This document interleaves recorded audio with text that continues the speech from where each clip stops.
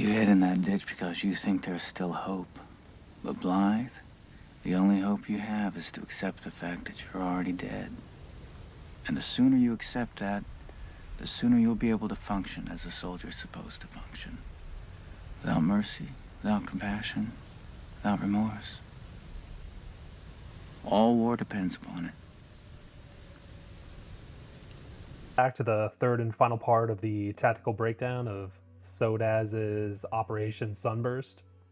It's been a lot of fun. I appreciate everybody who's been watching it. And I will finish it, I swear, on this video. I'm not planning any other ones on this one. I included the clip in the beginning because I thought it'd be interesting to kind of gauge what people think the mindset of an actual soldier going into combat. Because it's one thing to volunteer, especially for a modern military today. It's a whole other one to be basically what I've seen. Raw recruits or conscripts in the NCR are sent out to basically go die for your, as Caesar would call it, monarch. And so let's continue the breakdown and see what we all see.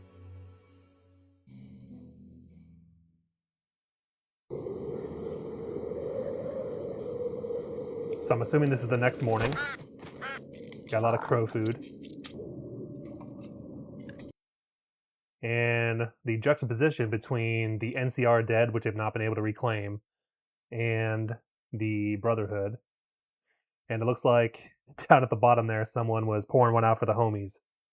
So that's good to see. But yeah, one of the fears that a lot of soldiers have is that, which it is one you have to accept, is that your body might never be recovered. I think not too long ago we were given some remains of soldiers from the Korean War, about 50, 60, 70 years later, from North Korea. That's kind of something we all kind of fear, I think.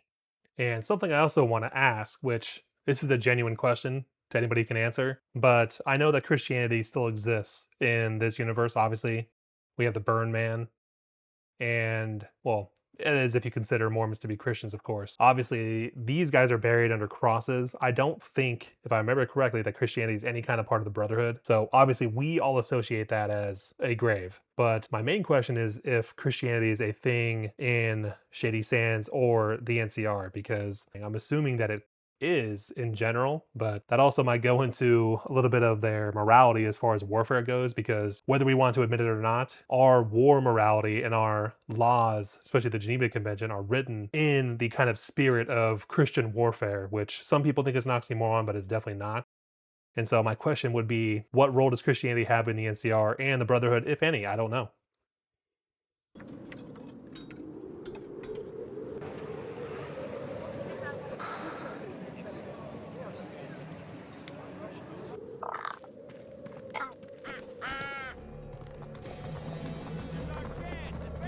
So these are the troops trained by Colonel Moore. And what the hell is that?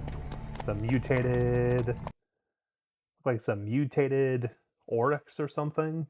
And the horses for sure, but interesting. So they actually have cavalry.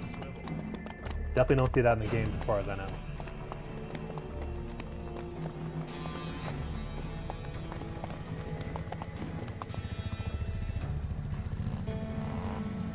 So they have an interesting kind of assortment. I'm assuming the cavalry will not really be shooting while they're moving. That would kind of be really hard. I'm assuming they'd be more like dragoons. And so I'm assuming they're basically use them to flank, which is interesting. You'd use it for a building.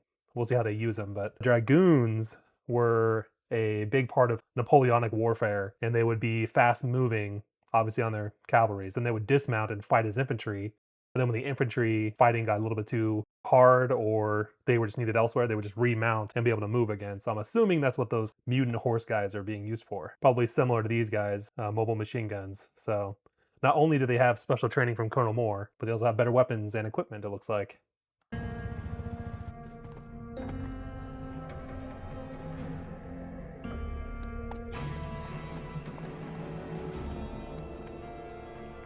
Maybe the Rangers will be able to shoot while they're moving. All units are ready. We've completed our final reconnaissance of the enemy as you ordered, and as expected, have confirmed your ammunition is nearly depleted. All right. I mean, it's the post-apocalypse. Do their maps grow on trees? I wouldn't be stabbing it so much, but very dramatic. But yes, they should be low on ammo just through logical, deductive reasoning. Time to end this.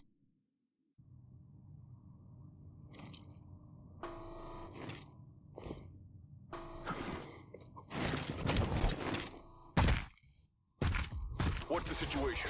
Sir, it's an emergency. A huge NCR force is coming. I will say right off the bat, it is very heartening for especially the defenders. When you're fighting on the front lines and your leaders are literally there with you, that is incredibly heartening. So the Brotherhood should have a bit of a morale advantage. I don't know how many guys are coming at him, but it's probably, hundreds, of course. Yeah, we'll see. By the way, that guy's arms are huge that he's been lifting.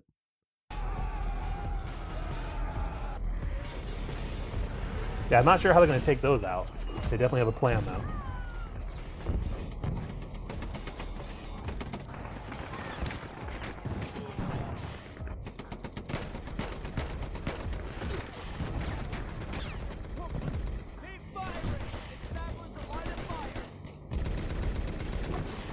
Sir, give me a sit rep. They hit us under the sandstorm. We're low on ammo and won't hold out for long. Definitely a smart idea. I'm curious what the NCR's ability is to predict the weather. I mean, you are in a desert, so it shouldn't be that crazy to kind of see a sandstorm coming. But yeah, I'm not sure how advanced they are as far as, do they have access to satellites at all? Do they have access to, they obviously have radios. Do they have people kind of around helping them with weather forecasts? Because they seem to have planned the attack for exactly when the weather's hitting, so that's almost better than what we have. Maybe it's just a coincidence, or yeah, happy coincidence, I'm assuming.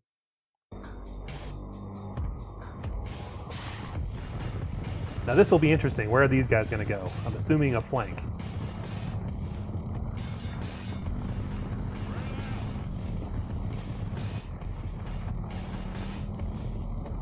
Both flanks. Enemy cavalry on both sides.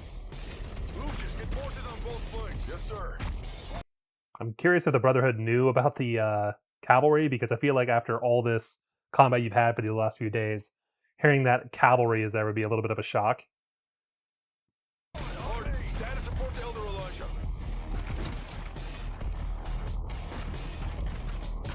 So he's sending Hardin to go back, who has power armor. Why wouldn't you just send a low-ranking runner guy? Obviously, I'm assuming it's because Elijah's gone. They want someone with a name to kind of deliver the news, but...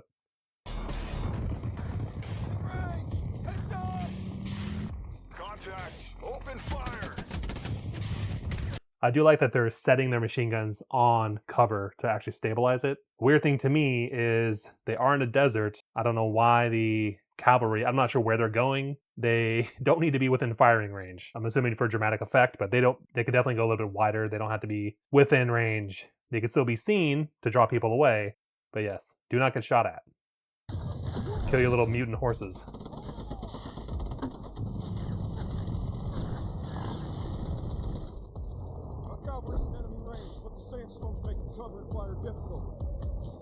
Suppress both sides of the building. Aim for the muzzle flashes. So this makes me think, I know last video, I was wondering if they could see people or not, but apparently maybe this sandstorm's more difficult, but they can't see, so they're gonna be aiming for muzzle flashes. I'm not sure, but either way, their job probably isn't really to kill people right now. It's more to get their heads down while the cavalry does whatever they do.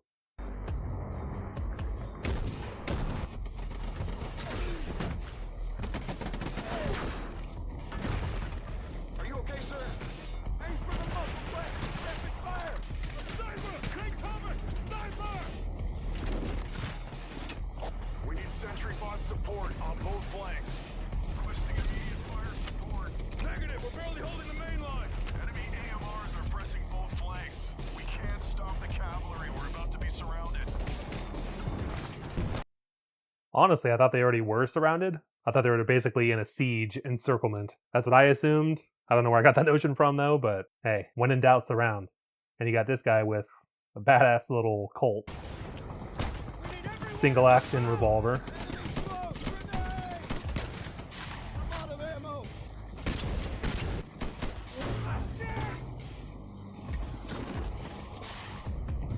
Well, at least we know the Rangers can miss. Both defense lines are collapsing. Machine guns 1 and 3 are out of ammo. The enemy's pushing. So, one thing I will say about the leadership in the military, what gets most people killed is indecision. I have not watched this in a long time. I don't know exactly what he's going to say. I know this eventually goes into the actual Helios 1 facility, but it is a good opportunity to say, if you become an officer, if you know an officer, whatever, a good one, even if it is the wrong decision, making any decision is better than doing nothing. So he's kind of looking around, getting all this information. That is the job of an officer at the end of the day, is to make the decision, no matter if it gets people killed or whatever. Your job is to make sure that you're spending lives and not wasting lives. All units, move inside. And that's a good decision.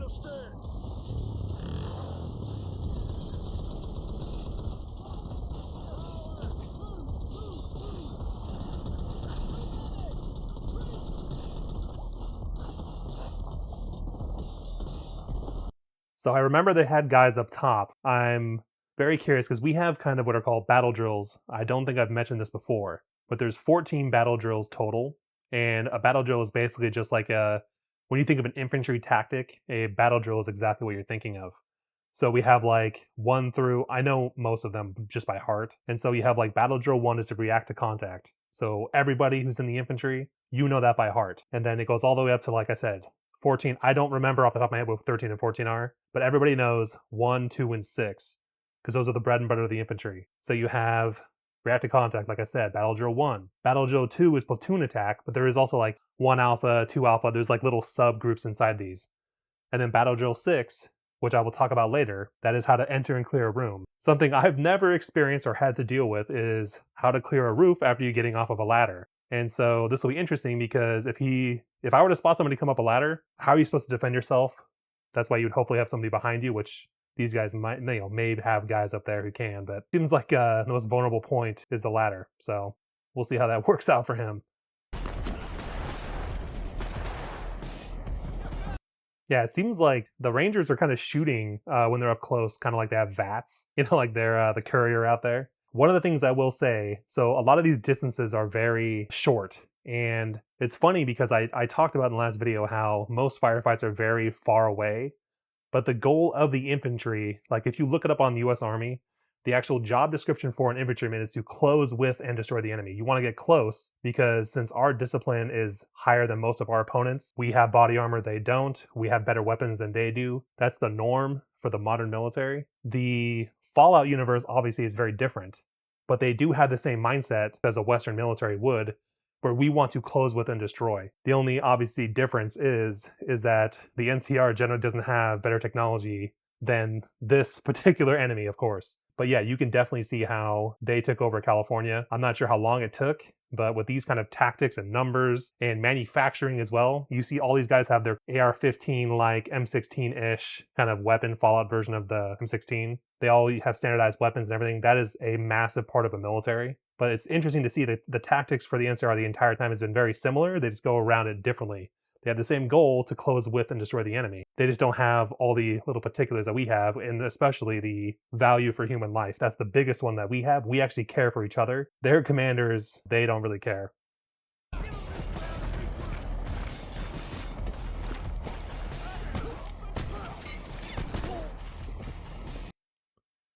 So, a lot to break down there. He took out 4 guys basically with a couple shots. Like I said, it seems like he has VATS. I think in any kind of normal firefight, he would probably be dead. Obviously, he was shot a couple times, his armor saved him, but he doesn't even flinch. And so when you get hit, I've never been shot personally, in the body armor especially. I always had a little bit of a morbid curiosity about it, what it would feel like. But I know for a fact, some guys who have been shot, it breaks their ribs, they've got internal injuries, and these are through very thick ceramic plates. I'm not sure what he's wearing. Of course, it's a video game, but I don't think he would take a bullet or two in stride and not even flinch. It would probably knock him on his ass, I would imagine. Bare minimum.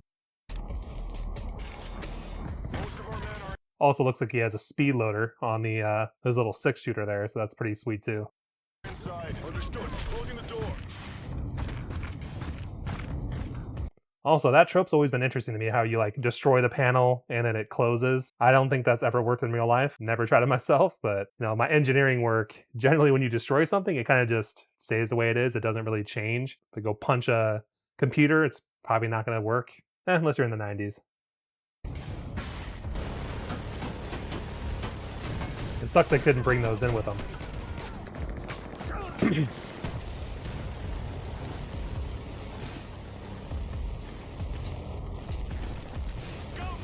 So one thing about this is I wonder if all their guys are in cover and the robot is still shooting, even without the what I'm assuming those are EMP grenades, electrical grenades. I don't think, I mean, the battle's basically over. It's going to run out of ammunition. It's basically chain guns. I'm not sure how much ammo they have. Even if it has 100,000 rounds, that's going to run out pretty quickly. It's kind of full auto going ham. The threat's basically over as long as your guys can stay in cover and it keeps firing. But of course, that's not the fun way to do it.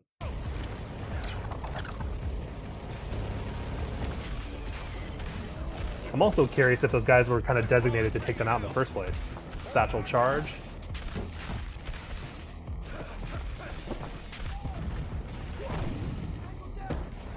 Give that guy a medal. Pretty ballsy. That's like some World War II Japanese bunker shit.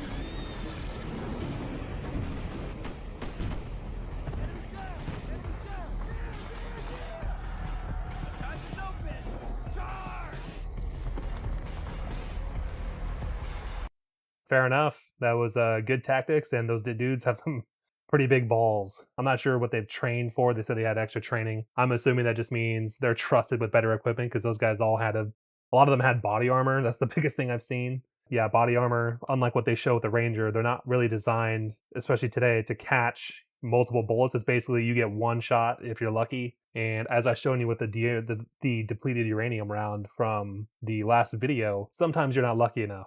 Depends on the caliber, but hey, they took it.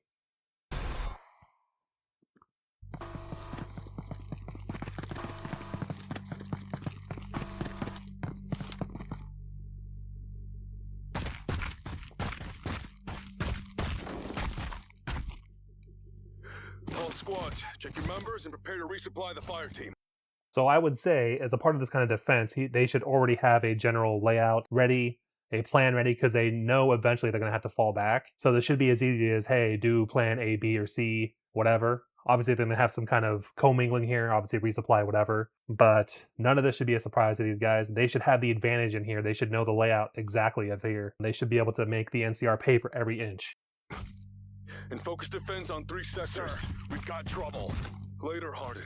You've got to get ready for the final stand. The Elder is gone. What? What the hell? The Elder's missing?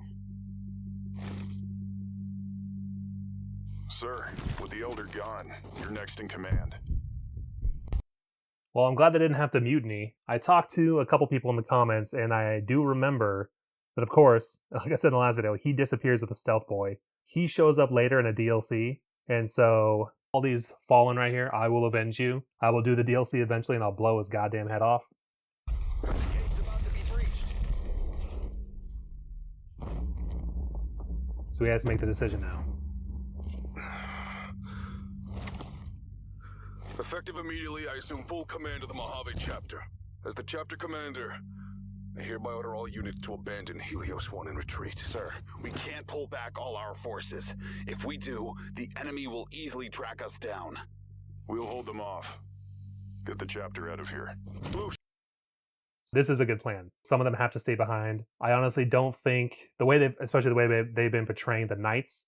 And of course, I know the difference now between Knights and Paladins. Paladins are in the power armor, so I apologize for that. But either way, I don't think a lot of Knights have to stay behind. I think mainly the Paladins. If I was in this situation, I would not. If my squad leader or whatever told me that he was going to stay, I would definitely stay with him as well. It's kind of the fantasy we see online, but it is real, where we all kind of dream of that final stand with your brothers, bleeding out, making the enemy pay, that type of thing. It's not as romantic because when you're in close quarters means usually a violent end. And so not as romanticized, but this is why they're called the Brotherhood of Steel, is because they're not going to leave each other behind. And that is definitely part of the ethos of the Western militaries, especially. The decision from McNamara to leave is extremely painful. You can see it on his face. But that is kind of the burden of command, is you have to spend your men's lives, like I said before.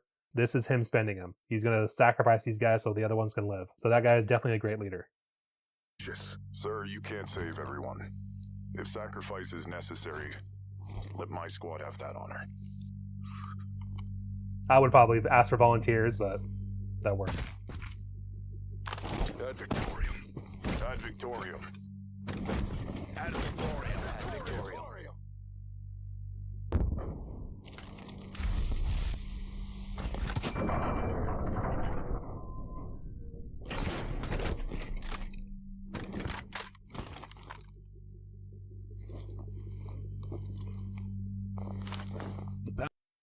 So I'm assuming they're coming through that door. It looks very thick. So I would assume right off the bat that it's probably going to be an explosive charge of some kind, or they're going to cut through. If they're cutting through, you know exactly what's going to happen.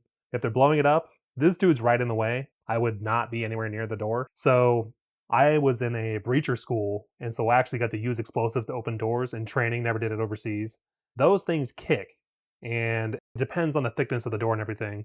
This one looks very thick. It even has the kind of like turnable handle. I don't know what that door lock's called, but it sounds like it's a very thick metal door. That charge is going to be enormous to get through there. I'm assuming since this was NCR territory before, they probably know generally a little bit about the facility. So I would back up from the door 100%. And I will say this before this happens, is we have general guidelines to clear general basics to clear a room or to clear a building. You will see if you look anywhere online, I could be an expert black belt PhD in clearing rooms. Someone's going to tell me I'm doing it wrong. This is the nature of this especially. I don't know why it is, but for some reason, clearing a room is always the most contentious thing in any military forum, video, discussion, anything. Is always that. Everyone always argues. I'm going to tell you what I was taught and what worked well for me, and so let's see how they do it here. But first, step one is get the hell away from the door. Sounding stopped.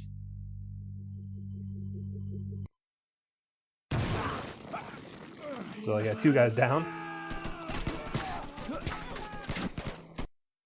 So the door, we call it the fatal funnel. Your goal as someone going in is to expose yourself to the fatal funnel as little as possible. Especially when an explosive charge, there's dirt everywhere, dust everywhere, as you can see. Those guys are just going to be blind firing in there. And so as you saw, the NCR comes running in with a couple of their regular guys. They get killed. I'm assuming they're just kamikazes. They have guys with armor and whatever, but I'm curious because they should have grenades. I heard them yelling grenades and throwing them. Grenades usually go first. You cook them off, throw them, and then right after you hear them blow up, you go in. And this is a pretty big room. There's another thing too, is you usually don't know what's on the other side of the room. And in this situation, the corners are the most dangerous, but as you see, they have maybe 4, 5, 6 guns trained on the main entrance. You're going to take casualties at the end of the day. I would use my armored guys and save life if you can, but yeah, grenades are 100% your friend in this situation.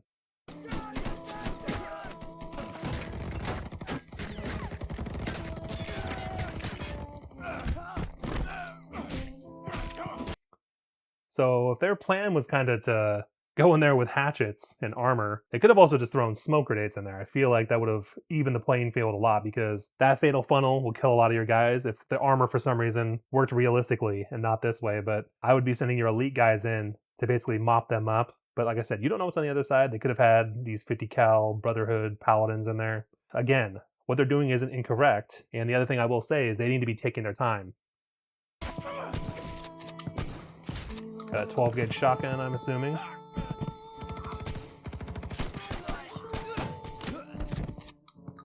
Yeah, I'm not sure what that armor's made of, but I definitely want some because these dudes aren't even flinching. The way they have their guys is a little bit weird as far as the defenders. They're very close together, not very spread out. They're not leveraging these long hallways because, like I said, these guys are kind of just walking around the corners.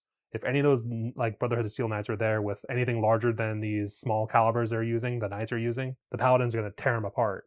These guys have wearing their plot armor today, I'm assuming, and they should be taking a lot more losses. And the other thing I would be doing is what we call slicing the pie, and I'll input a video most likely. But slicing the pie, that's why I say you need to take your time. There is no rush. Honestly, if it were me, like I said before, I would have had the place surrounded. I would just let them starve to death or surrender. But since you're going to go in anyway, just slice the pie. You basically go around the corner very, very slowly. And you're not exposing yourself. You're basically exposing just your barrel and just your eye. And I'd be doing that to at least spot the people. You don't have to kill them. At least spot them so you know what's around the corner. You can toss a grenade. And then you got to go in there. And then, of course, what we call violence of action is also extremely important. So if you're going to make a decision to go into a room, you got to go in the room. It doesn't mean you have to run. You just go in there with purpose. And you got to make sure, in this scenario especially, there's no mercy at all.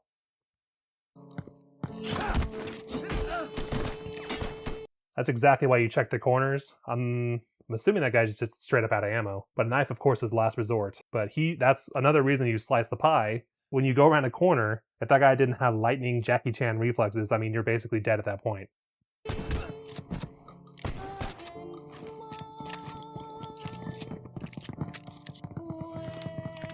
Again, if you're in a scenario like this and you're clearing rooms and everything, there should be almost no running. So we have a saying in the military, especially in the Army, I'm assuming in the Marines as well, slow is smooth, smooth is fast. I guarantee you, if you watch any of these Navy SEALs or Delta, they are trying their best basically not to break a sweat as they're moving through a house. You don't have to be quiet, but a good way to do it is basically speed walking and making a little bit of noise, or as little noise as possible.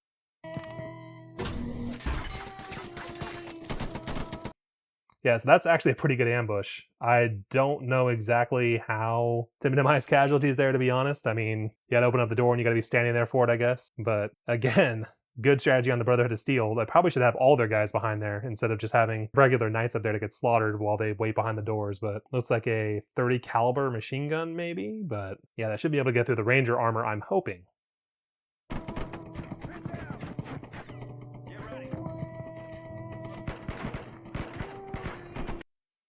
Interesting. So I'll rewind really quick. So we do this exact same technique. We called it high-lowing a corner. I'm not sure what other people call it, but basically it's usually the team leader or the higher ranking person. He is behind the kind of low ranking guy in the front, and they will both count to 3. And as they do so, in this situation, I would have my rifle, the trigger in my left hand, so I could expose less of myself. And I had trained myself to basically be somewhat ambidextrous. And so if you're a professional soldier, that's the kind of stuff you should be spending your time doing instead of just chatting with your buddies. But you go around the corner, the guy in front is on his knee. He goes around with his left, hopefully. And the other guy, he goes up top, standing. And he usually has his non-trigger hand on the back or the top shirt collar of the guy who's on his knee. And your goal is basically to go around, shoot at anything you see that's moving. And if you see any kind of muzzle flashes or whatever, the guy up top basically drags and pulls the guy back behind cover. That's his job because you can't move as well on your knee. So that's kind of the point, is basically getting around there, putting as much fire down, you can get back as quickly as you can. So the thing to see on here, which would be an interesting animation, which I don't remember, I don't think they will do this, is do they switch their rifles to the left hand? Because that would be ideal in this situation. And now, see how much of their body is exposed.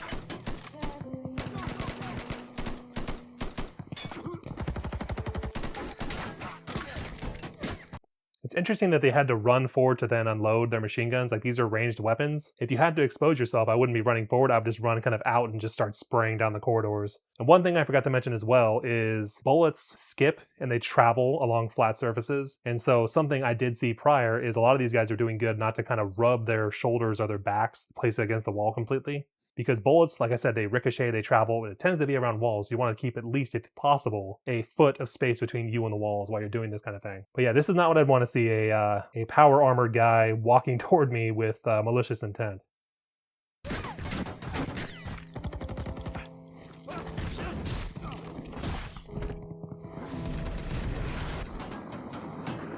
Assuming he would just cook alive, but maybe not.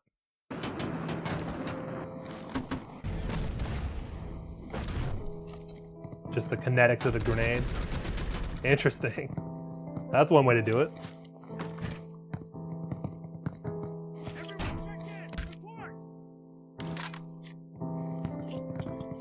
I'm curious where the other Rangers are, because there's like 4 or 6 of them or something like that. Why wouldn't you have your weapons kind of with you or with other guys with the weapons or something? Because again, you know there are paladins in there.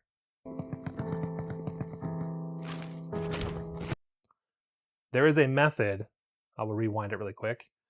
When going down a hallway, this would not help these guys in this instance, but I will just say this because when there's long hallways like that, especially when they're wide, we do what's called a rolling T, and it's generally 2 guys in front. It depends on the intersection up there, but generally pointing down range. You have 1 guy in between them, maybe a half step behind them, and then whoever else is left behind you. And so something I didn't really mention much is you generally have what's called 360-degree security. The guys in the back should be checking your back, making sure nothing's coming up behind you. This situation is not so important because you have your entire unit behind you. but we generally just have that just in case. You never know if there's hiding spots or whatever. And so the rolling T is what we would use to move down the hallway. In this case, it wouldn't help much because you don't have these beautiful shiny weapons to actually take down a paladin. And so in this case, these guys are basically just dead, popping around the corner with a 50 cal.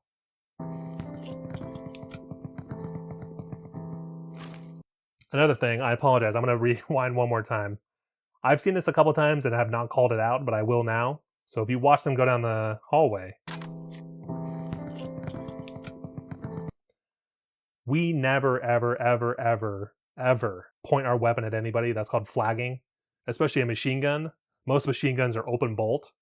And so if you're on what we call red, you have green, which is completely unloaded, yellow, which means it's basically ready to go. So you either, in some cases, it's rack the slide back or rack your weapons pull charging handle back or whatever. That's usually what we call amber or yellow. And then red means all you have to do is pull the trigger. A lot of these guys will basically just have it on amber, which means, like I said, it could be just racking it back, or maybe they have to put their safety on or something. An open bolt machine gun, a lot of the time, if you drop it or fall or whatever, because it's pulled open, a large force can actually make the machine gun go off, which I've seen a couple times. You just always treat this, of course, one of the first things you learn about firearms or weapons, you always treat them like they're loaded. And so when I see stuff like this, especially, this is probably the number one thing, in addition to what I call trigger discipline, I just don't like seeing them flagging each other. Nothing can be perfect, this is all good, but it's happened a couple times, but this is just less forgivable because it is small unit tactics. And so that's something, if I was your NCO, I would be basically slap you in the face. Yeah, basically nothing you can do. The only thing you could do, well, he has it there, is throwing regular grenades down the hallway before you go. But again, this is why operations that are in urban environments usually take a long time, like the Battle of Fallujah. I'll look it up really quick. I'm pretty sure that was like a month-long campaign. And that was tens of thousands of people clearing a Marines, Army, and Navy. And even for a highly trained force like the Marines, you get a lot of casualties. And casualties don't mean deaths, they mean injuries, anything that can take you out of the fight. Really, wounds or whatever. And yeah, so Fallujah, which is the most well-known offensive, or the second battle, I should say, but it lasted about 6 weeks, it looks like Google said. So that was all house-to-house fighting for the most part. Another thing I will say, you need a lot more guys than what they're showing. You basically want like an entire platoon per area that you think you're going to be going into. You know you're going to take casualties. You want a lot more firepower in there. You need a lot more ammo. You're basically going to be spraying everything with ammo, throwing a bunch of grenades. That's what it's going to take.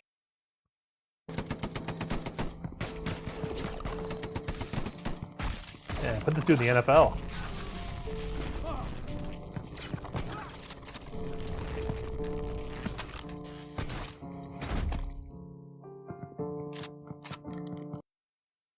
We call that the noob combo.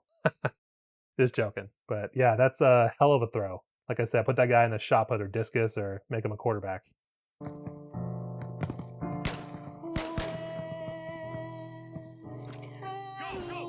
So again, I wouldn't be shy. I'd be double tapping everybody. And again, slice the pie. You're not in a rush. I'm not sure what the rush is, especially if they do have the building surrounded, which is what you should do. Take it slow.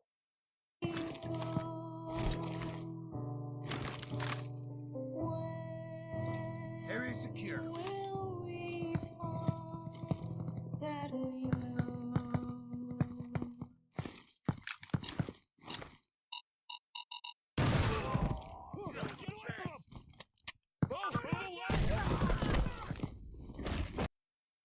So, PTSD flashback right there.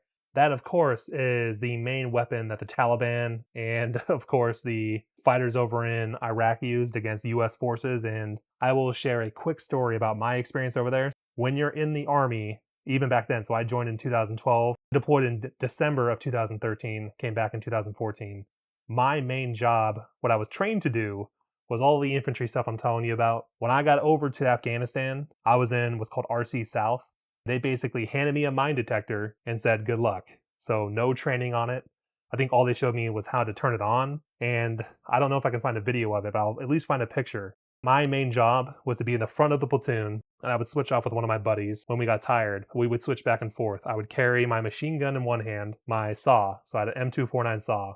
And my other hand, I had what's called a mine hound. So the mine hound sounds like a turkey, and it detects density in the soil. And obviously a bomb is more dense than its surroundings. So that's basically how we were doing it, because the Taliban are more intelligent than people think, as far as like they understand our patterns, they understand our patrol routes, they understand what we look for. We used to use metal detectors, and then we had to switch to what's called ground penetrating radar, literally like echolocation.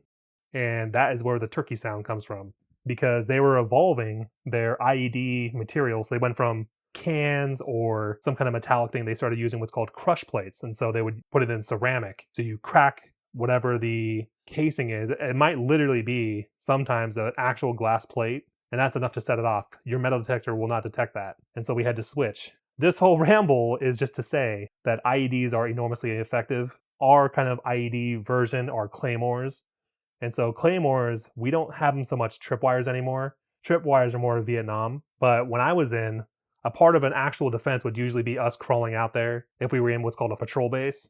And claymores are set up. And all they do is just a directional explosive that shoots a bunch of ball-bearing pieces of metal in one direction. Incredibly effective. So this is a very, very good ambush. It sucks that he couldn't have done it a little bit later to get the Rangers in it, but this is textbook ambush tactics, where you open up with your explosive, the largest casualty producing weapon, and then in comes the small arms fire, or in this case, heavy weapons fire.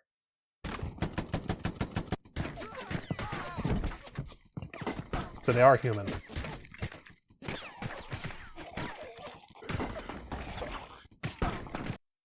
So a 50 cal, I'm surprised it didn't just take his entire arm off. Those are one of the most devastating weapons that are in the arsenal that we have right now, as far as like actual infantry units. It should also be holes in the background. This should have giant chunks of the brick coming off, should be almost going through the wall, depending on what types of rounds they are.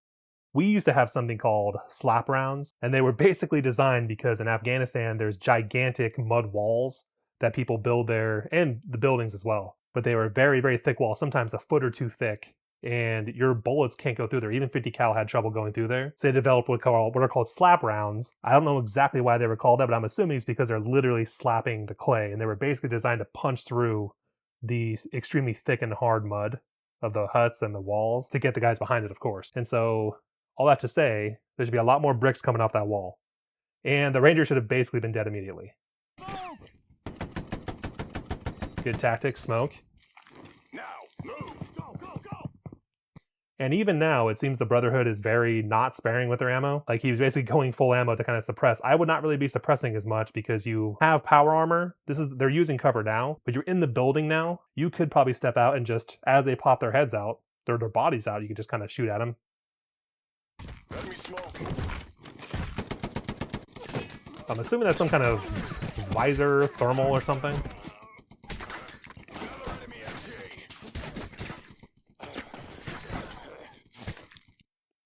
So if you're able to put your head up that far, I'm assuming you could crawl out of there.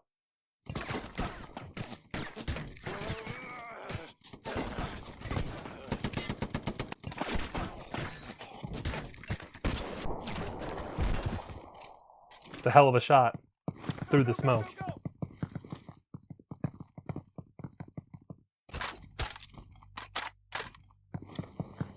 So really quick, I will rewind it. So watch how many times he pulls the charging handle back.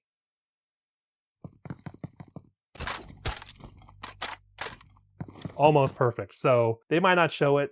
Usually when you're reloading a 50 cal, you have to pull it back twice. The first pull back, we call the ghost round, and then the second one actually loads a round. So obviously that's what you would do if the 50 cal was from our world. Who knows what theirs is actually like. These guys are really brave to come up there and attack a power armor guy with no weapons, or not insufficient weapons.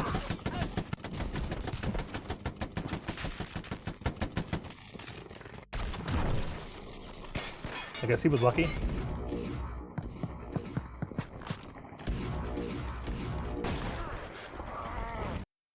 Alright, so if there was a way around, I'm curious why he wouldn't do it before that. I'm not sure. Yeah, obviously I don't know the area too well in this building, but it seems like he could have just thrown down smoke and then suppressed while you kind of go around, flank him. Is what it is. If that were me, I'd be curious if he has orders to take prisoners. It seems like he doesn't because he was literally killing some of the knights back there, but this is for dramatic effect, of course. I just wouldn't take chances. I would shoot him immediately. I don't see his laser pistol anywhere, but still very dangerous. I would immediately kill him. Hit there. We haven't lost. All we did was give up Helios 1. And you're coming with me. Damn it!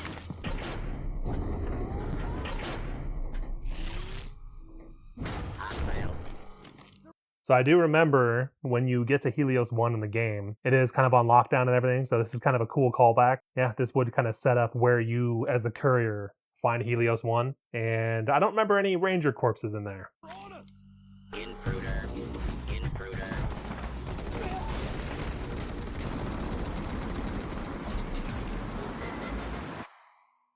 Those guys called Mr. Handies, the kind of robot butlers. Well, I will say, I'm not sure, I'm assuming they didn't have control of the robots and everything. They could have just used them as reinforcements. I'm going to assume that they were not friendly to anybody. Assault squad, come in. Assault squad.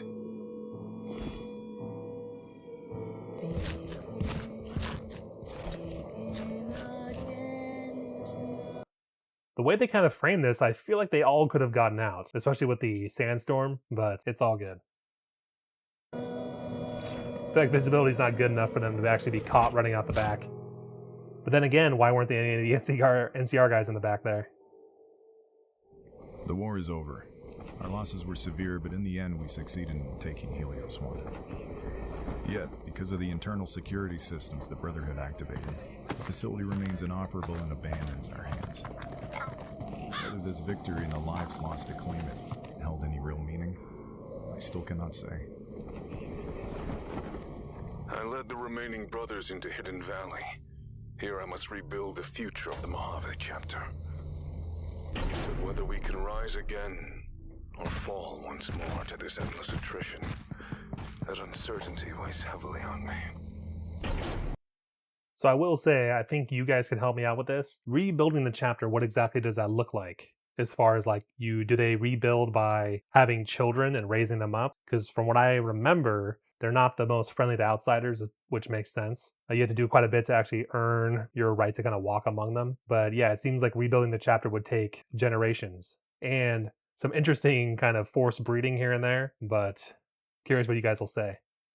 And facing that reality, I'm reminded of one truth. War. War never changes. So I'm assuming that's us. That was excellent as far as animation quality. SODAZ never disappoints, of course, in that regard. Of course, everything I say is a nitpick. It doesn't matter if you had a camera on me the entire time I was in the army. Nobody does anything perfectly. The portrayal of the Brotherhood and the NCR especially, I know from the comments I've read, the lore people kind of picked SODAZ apart as far as like what happened and didn't happen. I mean, I would personally say that SODAZ is much kinder and passionate towards the lore than the actual showrunners of the Fallout TV show are. That's just my opinion. And it sucks because from what I hear as well, SODAZ is not planning on doing any more Fallout stuff because of the backlash he received. Which, you know, if I ever receive backlash, that's crazy. It is what it is. I just do this for fun, but I don't have the same mentality. But I will say I would give this a 10 out of 10 in almost every regard. I'm not a lore person, so I could not give a kind of lore score on that, but everything was really good. As far as like the reality of what I would have done, of course, it would be very different. I don't want to, like, victory in my eyes is not victory at any cost, especially when the priorities of the mission aren't really that urgent. This station, as far as they're concerned, the NCR is concerned, is just a power station. Of course, my interest would be piqued because the Brotherhood is there, but not piqued enough to send my dudes to the slaughter. And so I think that's kind of the main difference. And I know, of course, there is in lore reasons for the way the NCR fights, but I wish we could get something which shows the Legion in this kind of way, because the Legion themselves, they are, like I said before, they are my favorite faction as far as the ones in New Vegas. My very first time playing through, I think I did an NCR playthrough and I got bored of them, and so I switched in the end before I had to kill Mr. House, and I switched to Mr. House. The second playthrough was a full Legion playthrough, and I was just blasting across the entire map. This was 10 plus years ago. But stuff like this, I love seeing fan-made creations, just wonderful. I don't know what I'm going to do next. This one might have been a little bit light on the tactical, but what I will say is that Battle Drill 6 or clearing a room, clearing a house, it is very much up to interpretation. So the way I would do things, low, slow, violence of action when called for, tons of grenades and ammo. It doesn't seem like they have a very low supply of ammunition, doesn't seem like they have a very low supply of grenades. The EMP grenades maybe, but the regular grenades probably not. Smoke grenades to equalize everything. But I think the main thing I wanted people to know is that the portrayal that you get in Hollywood sucks compared to the portrayal that people like SODAZ do. Because at least with SODAZ, you can tell he actually cares. That he's not just outsourcing everything to everybody else. But either way, I would like to get people's suggestions for what I should do next. I will do my own other videos, which are not very popular, which is fine. I made this channel to basically do what I find fun.